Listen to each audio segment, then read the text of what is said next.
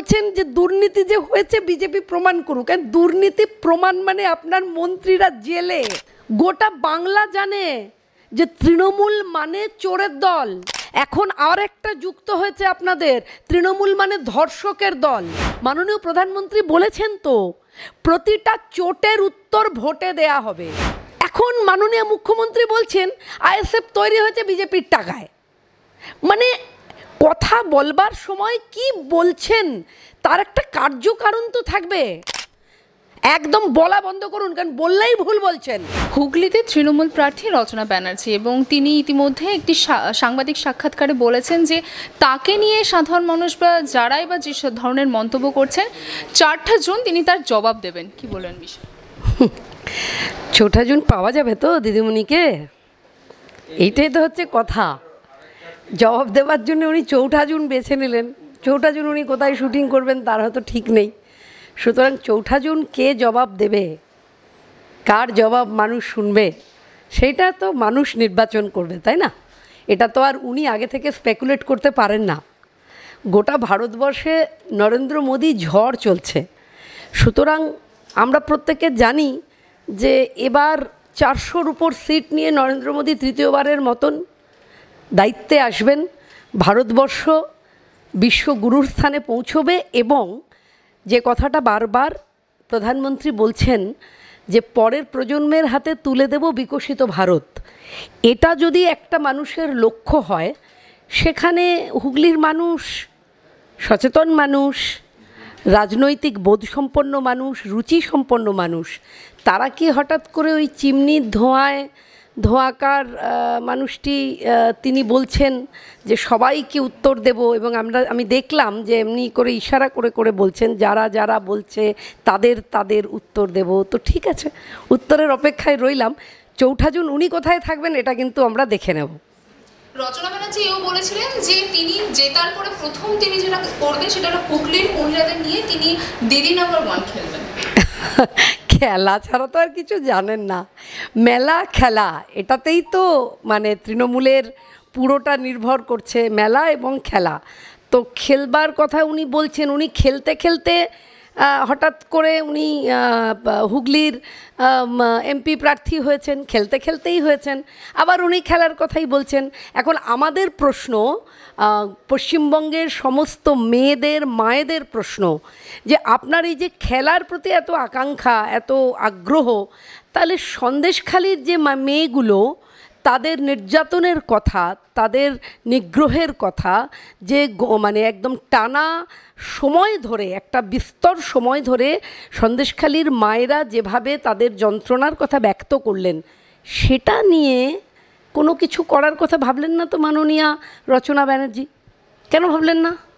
আপনার প্ল্যাটফর্ম থেকে তো আপনি মহিলাদের যন্ত্রণার কথা বলেন, মহিলাদের দুঃখ, মহিলাদের যাদের যা যা ভাবে তাদের উত্তরণ তার কথা বলেন। তাহলে সন্দেশখালির যে মাগুলো, যে মেয়েগুলো যে কঠিন লড়াই লড়লেন, তাই নিয়ে কোনো কথা বললেন না তো। এখন বলছেন 4ঠা জুনের পরে জেতার পরে আপনি হুগলির মহিলাদের নিয়ে দিদি নাম্বার 1 খেলবেন। ঠিক আছে, আপনি কি খেলবেন বাংলার মানুষ এবং হুগলির মায়েরা দেখবে। উত্তরবঙ্গে একটা সভা চলাকালীন সেখানে মাননীয় মুখ্যমন্ত্রী বলেছেন যে লোকসভা নির্বাচনে প্রার্থীকে যখন ভোট দেবেন তখন মাননীয়ার মুখটার কথা মনে করে বা তার মুখটার কথা ভেবে তা তৃণমূলে ভোট দেওয়ার জন্য। হ্যাঁ, নানান কিছু বলছেন কোথায় দুর্নীতি হয়েছে বিজেপি প্রমাণ করুক, এটাও মানে এক্ষুনি বলছেন আর কি। এখন কথা হচ্ছে যে উনি কি বলছেন, আমরা এও শুনলাম যে উনি গালাগাল দিচ্ছেন, স্ল্যাং শব্দ, আবার স্ল্যাং শব্দকে উনি বলছেন কমন ওয়ার্ড। কেমন, এটা নাকি বাংলার কমন ওয়ার্ড, স্ল্যাং শব্দ বলছেন। তারপরে বলছেন যে দুর্নীতি যে হয়েছে বিজেপি প্রমাণ করুক। দুর্নীতি প্রমাণ মানে আপনার মন্ত্রীরা জেলে, মাননীয়া আপনার মন্ত্রীরা জেলে। আপনার নেতা মন্ত্রীর বাড়ি থেকে, খাটের তলা থেকে, সিঙ্ক থেকে, বাথরুম থেকে, রান্নাঘর থেকে টাকা গয়না পাওয়া গেছে। আপনি দুর্নীতি বলছেন মানে? আপনার মন্ত্রী রেশন কেলেঙ্কারিতে জেলে গেছেন, এ কি বলছেন? আপনার শিল্পমন্ত্রী, প্রাক্তন শিক্ষামন্ত্রী, তিনি আজ এতগুলো দিন ধরে জেলে আছেন, আপনি বলছেন দুর্নীতি প্রমাণ করুক। আর কত প্রমাণ করবে দুর্নীতি? গোটা বাংলা জানে যে তৃণমূল মানে চোরের দল, বাংলার পারসেপশন তৃণমূল চোরের দল। এখন আর একটা যুক্ত হয়েছে আপনাদের, তৃণমূল মানে ধর্ষকের দল। তো সেখানে আপনি আবার মুখ ফুটে বলছেন যে প্রমাণ করুক বিজেপি তৃণমূল দুর্নীতি করে। মানে মাথাটার বোধহয় আসলে নেই, ব্যালেন্স নেই আর কি। মানে যা চারিদিকের পরিস্থিতি এবং মাননীয় প্রধানমন্ত্রী নরেন্দ্র মোদীর চারিদিকে যে আবহ তৈরি হয়ে গেছে ভারতবর্ষে, গোটা ভারতবর্ষের মানুষ বলছে যে ইসবার 400 পার। তো এটা তো একটা মানে মাননীয় মুখ্যমন্ত্রীর পায়ের তলার মাটি কেঁপে যাচ্ছে না, ঘন ঘন ভূমিকম্প হচ্ছে, ঘন ঘন। ফলে আর কি বলছেন, কি ভাবছেন, আর মানে বলা না বলা, বলা করা কথা সব তালগোল পাকিয়ে গেছে আর কি। ফলে এই পিরিয়ডটা ওনার চলবে, এটা চলবে, ওনার পিরিয়ডটা 4 জুন অবধি চলবে। তারপরে যখন 4 জুনে আমরা দেখব যে রেকর্ড সংখ্যক সিট নিয়ে ভারতবর্ষে এবং পশ্চিমবঙ্গেও বিজেপির জয়লাভ, তারপরে উনি কোথায় যান, কিভাবে, কোথায় গিয়ে মুখ লুকোন, এইগুলো আমরা দেখে নেব। কারণ আপনি যা যা বলছেন সেগুলো তো ভীষণভাবে সাংবাদিকদের বলছেন, রেকর্ডেড, সেগুলো সবটাই রাখা থাকছে। ফলে তার তো একটা উত্তর থাকবেই, আর মানুষ উত্তর দেবে আপনাকে। মাননীয় প্রধানমন্ত্রী বলেছেন তো, প্রতিটা চোটের উত্তর ভোটে দেয়া হবে। এর থেকে বড় কথা আর হতে পারে না, আর কিচ্ছু হতে পারে না। মানুষ তৈরি, মানে 1 জুন এবং মানে 13, 26, 20 এরম করতে করতে এই বিস্তর অঞ্চলটাতে 1 জুন ভোট, মানুষ উত্তর দিয়ে দেবে, আপনি দেখবেন তাকিয়ে তাকিয়ে। মাননীয় মুখ্যমন্ত্রীর নাম না করে বিরোধী দলনেতা শুভেন্দু অধিকারীকেও বলেছেন, তার উদ্দেশ্যে বলেছেন যে তার দলে যখন ছিল তখন ছিল আপদ, এখন অন্য দলে হয়েছে সম্পদ। এবং তিনি তার সাথে বলেছেন যে তার বিরুদ্ধে যা যা অভিযোগ আছে তা তিনি প্রকাশ করবেন, বা হুমকি বলেন এক ধরনের তিনি দিয়েছেন।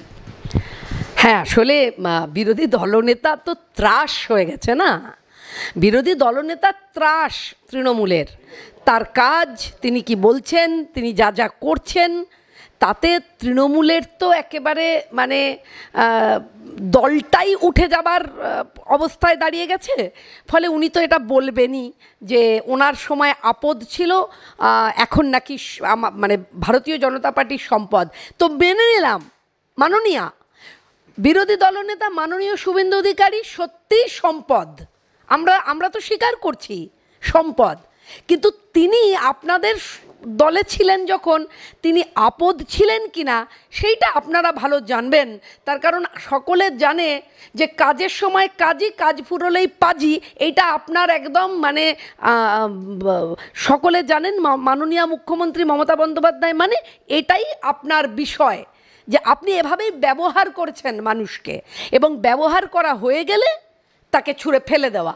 এবং সেই ব্যবহার করার জায়গাতে তখন তিনি যখন ছিলেন তখন তাকে আপদ টাপদ যে বলছেন, সে বাংলার মানুষ তার হিসেব নেবে যে তিনি যখন ছিলেন তিনি আপদ ছিলেন কি না। কিন্তু একথা আপনি একদম হলপ করে বলছি, আপনি সঠিক বলেছেন, ভারতীয় জনতা পার্টির উনি সম্পদ, নিশ্চয়ই উনি সম্পদ।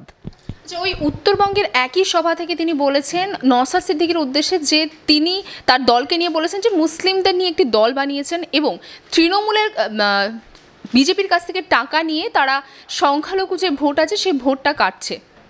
কি আশ্চর্য দেখুন, মানে আইএসএফ, যখন আমরা আইএসএফকে দেখলাম তখন দেখেছিলাম 21-এ সিপিএম, কংগ্রেস, আইএসএফ, এদের 3 জনের একটা সহাবস্থান আমরা দেখেছিলাম, যার উল্টো দিকে দাঁড়িয়েছিল বিজেপি, একদম উল্টো দিকে দাঁড়িয়েছিল। এখন মাননীয় মুখ্যমন্ত্রী বলছেন আইএসএফ তৈরি হয়েছে বিজেপির টাকায়। মানে কথা বলবার সময় কি বলছেন তার একটা কার্যকারণ তো থাকবে। মানে এগুলো কি বলা যায় এভাবে? আইএসএফ, নওশাদ সিদ্দিকী, তার যে দল, সেই দল সংখ্যালঘু মানুষ যদি মনে করেন আপনার থেকে, সেই দলের তাদের সুরক্ষার কথা তারা ভাববে, তাদের উন্নয়নের কথা ভাববে, তাহলে তারা নওশাদ সিদ্দিকীকে ভোট দেবেন, তারা আইএসএফকে ভোট দেবেন। তার সঙ্গে বিজেপির কি সম্পর্ক? আইএসএফ তো বিজেপির বিরুদ্ধ দল, তাহলে হঠাৎ আপনার মনে হলো আইএসএফকে বিজেপি টাকা দিচ্ছে? মানে যা ইচ্ছে তাই বলছেন, যা ইচ্ছে তাই বলছেন। বলা বন্ধ করে দিন, একদম বলা বন্ধ করুন, কারণ বললেই ভুল বলছেন, যা বলছেন ভুল বলছেন। তো এই বলাটা বরং থামিয়ে দিন, কারণ যে পরিস্থিতি আপনাদের দাঁড়িয়েছে বা দাঁড়াবে, তাতে কিন্তু মানে বলাটা আপনার আরও বড় বিপদের জায়গায় পৌঁছবে।